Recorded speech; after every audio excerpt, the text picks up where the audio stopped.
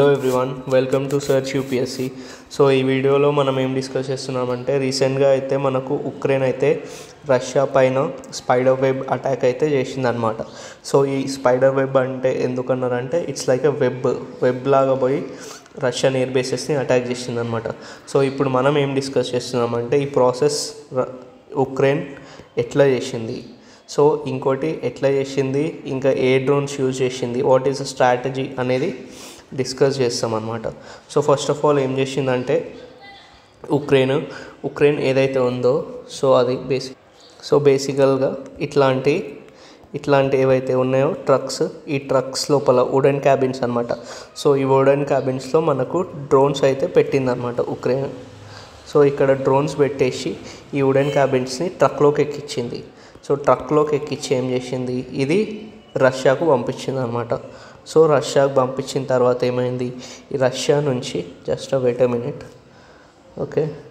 So రష్యాకు పంపించిన తర్వాత ఏమైంది, ఈ రష్యా ఈ డ్రోన్స్ ఆర్ ఈ ట్రక్స్ ఏవైతున్నాయో వుడెన్ క్యాబిన్స్ని వీటిని ఇంపార్టెంట్ ఎయిర్ బేసెస్ సైడ్ పంపించింది అనమాట. లైక్ ముర్మన్స్క్, ఇవనోవో, ఇంకా రైజాన్, ఇర్కుత్స్క్, ఇంకా అమూర్, ఈ రీజన్స్కి అయితే పంపించింది అనమాట. సో దాని తర్వాత ఏం చేసింది, ట్రక్స్ పంపించిన తర్వాత ఉక్రెయిన్ అనేది అయితే మనకు ఇక్కడ సీక్రెట్గా ఉక్రెయిన్ నుంచి డ్రోన్స్ అనేది ఆపరేట్ చేస్తున్నాం అనమాట. సో అప్పుడు ఏం చేసిందంటే, దీనిలో వాడిన డ్రోన్స్ ఏవంటే ఎఫ్పివి డ్రోన్స్ అనమాట. ఎఫ్పివి డ్రోన్స్ అయితే మనకు ఉక్రెయిన్ వాడిందనమాట అగెనెస్ట్ రష్యా. సో అప్పుడు ఏం చేసింది, ఇది ఉందా, ఈ వుడెన్ క్యాబిన్లో మనకు డ్రోన్స్ అయితే పెట్టి రష్యాకు పంపించింది.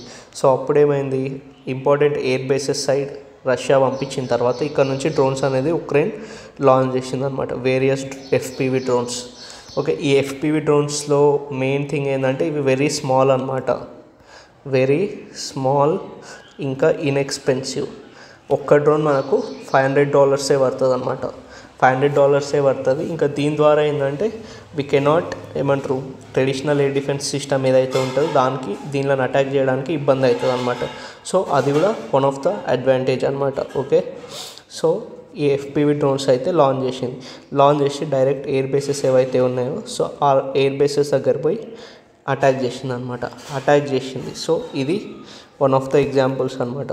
సో ఇది ఒక రష్యన్ ఎయిర్ బేస్, ఓకే, ఇట్లా అటాక్ చేసి బాంబ్ బ్లాస్ట్లు చేసిందనమాట. సో బేసికల్గా మనకు దీనిలో ఏమేమి గుర్తుపెట్టుకోవాలంటే, మేజర్గా ఈ areas or places in news: Murmansk, Ivanovo, Ryazan, Irkutsk, Amur. Okay, దాని తర్వాత ఈ ఎఫ్పివి డ్రోన్స్ అంటే ఏంది, ఎఫ్పివి డ్రోన్స్లో మన కెమెరా ఉంటుంది, ఇంకా నెట్వర్క్ ద్వారా దాన్ని ఆపరేట్ చేస్తారు. ఇంకా ఈ ఉక్రెయిన్ ఏ నెట్వర్క్ యూజ్ చేసిందంటే రష్యన్ నెట్వర్కే యూజ్ చేసిందనమాట. సో ఇంకా ఇది వెరీ ఇన్ఎక్స్పెన్సివ్, అది గుర్తుపెట్టుకోవాలి.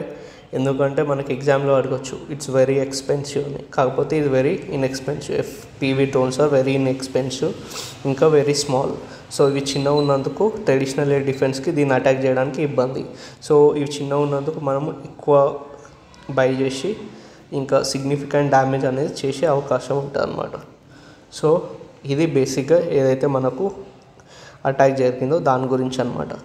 So that's it for the video. Bye.